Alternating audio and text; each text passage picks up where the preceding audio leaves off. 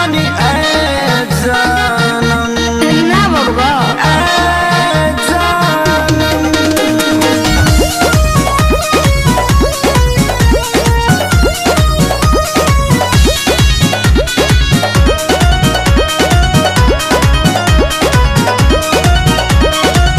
राजा हमारो जवानी खर्चीला बाकी पॉकेट तोहर तनी ढीला बा।